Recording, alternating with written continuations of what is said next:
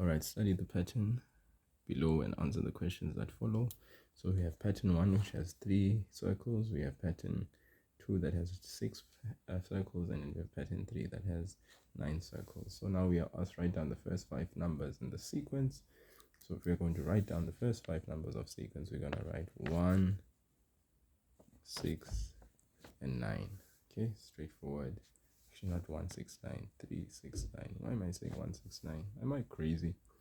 Next, write down the first 5 numbers in the sequence. So it's going to be 3, 6, 9, 12, 15. That would be my answer. 3, 6, 9, 12, 15. So that's 1. 4.1.1.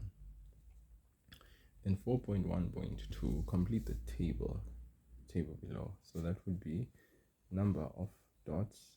I think it's not dots, but the circles. 3, 6, 9, 12, 15.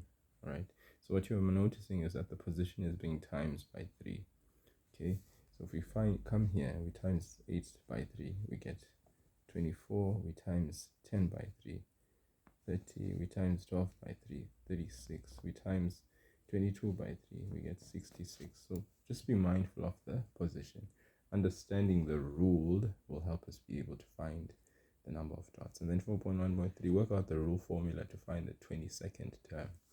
So since we know that Tn is equal to 3n, which is the rule, we are timesing the position n by 3. Then we want T second 22nd term. 22nd term means T22. So T22, in the place of n, we substitute 22. And then T22 is equal to 3 times 22 is 66.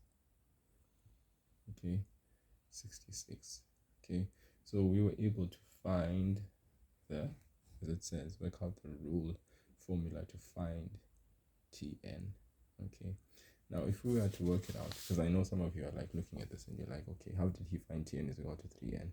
And the question is for us to find the rule. So what we do is we take the constant difference T2 minus T1, okay, and we check. 6 minus 3 gives us 3. 9 minus 6 gives us 3. 12 minus 9 gives us 3. So that means constantly we have a difference of what? Of 3. So we can formally write T2 minus T1, which is 6 minus 3. 6 minus 3 gives us 3. We know that's the constant difference. Then for any linear pattern or pattern that has a constant difference, we know that the general term can be given by Tn is equal to dn plus c. Then we say Tn is equal to, the D stands for constant difference. So we already know that's 3n, but then plus what? Plus c. So we're going to check if there's any value of c that we ought to be getting. So what we do is we take one of the terms and we substitute the value of the term with its position. So let's say, for instance, we take the value of the term 6. So we substitute that 6 in the place of Tn, and we say 3. Now the position of 6 is 2. So we write in the place of n 2 plus c. Then we solve for c. Now 6 is equal to 3 times 2 gives us 6 plus c. We take the 6 over. 6 minus 6. Therefore c is equal to 0. So finally we get Tn is equal to 3n plus 0, which can be just written as Tn is equal to 3n. So that's where I got this Tn from, and that's how I get my 4 marks, which is what I want. Moving right along, if x is equal to minus 3 and y is equal to 4, find the value of x into 3x plus 4y. So before I even substitute the values of x, let's expand or distribute the x into 3x plus 4y, because it's a monomial by a binomial. So we get 3x squared plus 4xy. Then we're saying if x is equal to minus 3, that means in the place of x we substitute minus 3. All right, in the place of x we substitute minus 3 using brackets, and in the place of y we substitute 4 using brackets. So third mass now needs to apply because we have different operation brackets followed by exponents. So that means 3 into, if we apply the even exponent to a negative sign, it becomes positive, and then 3 squared is 9 plus 4 times minus 3 times 4. So positive times a negative is negative, negative times a positive still gives us a negative. And then 4 times 3 is 12, 12 times 4 is 48, that's negative. Then, very importantly, 3 times positive 9, the brackets mean multiply. 3 times positive 9 is 27, and positive times a negative gives us negative 48.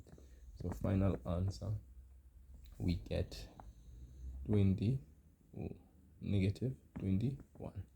If you don't know, you can put this in the calculator and you should be able to get your actual answer. 5.2.2, 6x cubed plus 2x squared plus 4x over 2x. We have a polynomial in the numerator divided by a monomial. So what we do first and foremost is we split the fraction. So we're going to write 6x cubed over 2x plus 2x squared over 2x plus 4x over 2x. And what we do is we divide each fraction using sign, number, letter. Okay, so positive divided by positive is positive. 6 divided by 2 is equal to 3. X cubed divided by x gives us x cubed minus 1. In other words, when the bases are the same and we're dividing, we subtract the exponents. 2 divided by 2 is 1. X squared divided by x is x to the power 2 minus 1, plus 4 divided by 2 is 2. X squared, x divided by x is x to the power 1 minus 1. So finally what we get is 3x squared plus x to the power 1, which the one we can write or choose not to write, plus 2x to the power 0. Final answer, 3x squared plus x, and remember the relationship between 2 and x is multiplied. So we have 2 times 1, in brackets we can multiply by 1 because x to the power 0, any base raised to the power 0 is 1.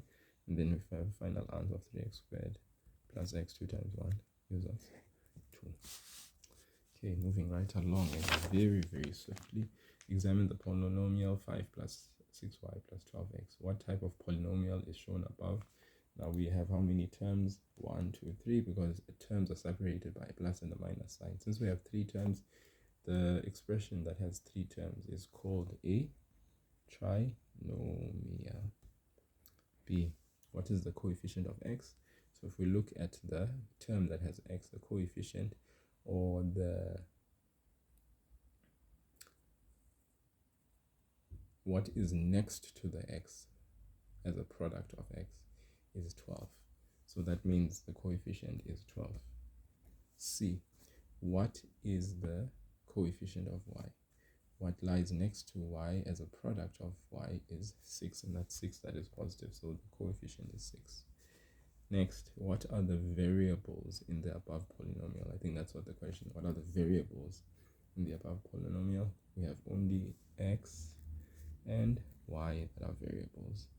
Then E, what is the constant term? Constant term is a term that has no variable.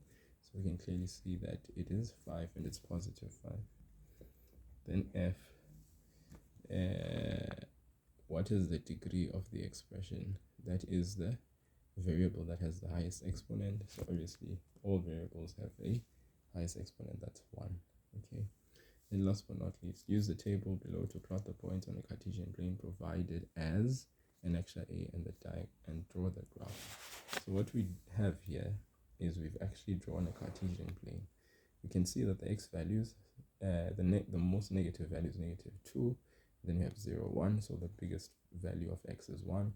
Then y, the smallest value is, the corresponding -2, the corresponding y value for when x is -2, y is 5. Corresponding value when x is 0, y is 1. And corresponding value when y is x, when x is 1, y is -1. So we draw our x-axis. All right, we would have been provided a diagram. All right, but in this case, because our diagram is something that's not existent, we draw x-axis, we draw a number line 0 to positive numbers, and then in the same vein integers to negative numbers. And this is the y-axis. We have positive values of y and then negative values of y. Now x that is -2 is located exactly here, whereas correspondingly y that is +5 is located here. So that's like dad goes there, mom goes there, that's where they met, that's where you were born, and then ultimately that's the point. -2, that's x, and y, that is 5. Go to the next point. X, that is 0. X, that is 0, is on this y-axis, all the way on this y-axis. Y, that is +1, where they meet, is exactly here on this x, that is 0. Then last but not least, x, that is 1, is here. Y, that is -1, is there. Where they met is here. That's a point. So you take your ruler, you connect the dots, and that's your straight line. And basically that's the 4 marks answering the question. Use the table below to plot the points on a Cartesian plane provided an extra A and draw the graph. Okay, that was part 5.